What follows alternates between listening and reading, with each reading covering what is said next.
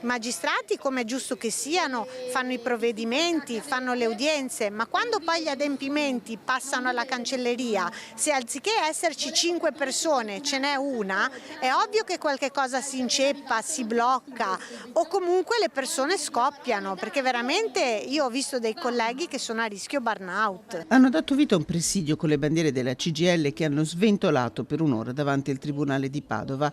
La giustizia rischia collasso nella Città del Santo, dove continua a essere emergenza per le carenze di organico tra il personale amministrativo. Siamo in una situazione estremamente critica, siamo in una situazione dove vede una scopertura del 42% per il Tribunale, del 37% della Procura e di una media che va dal 17 al 23% degli altri uffici, ovviamente come l'ufficio di sorveglianza.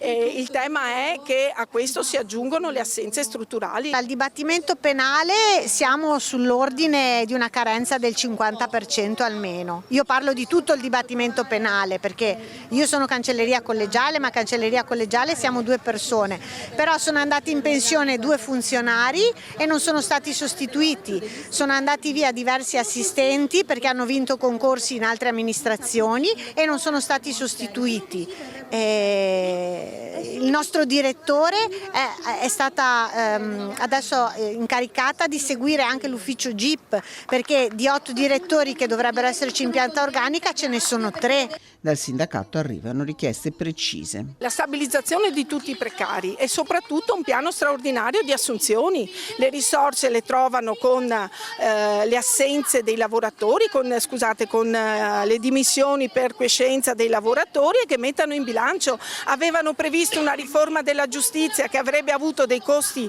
importantissimi, perché no distribuire quelle risorse per la carenza strutturale dell'organico.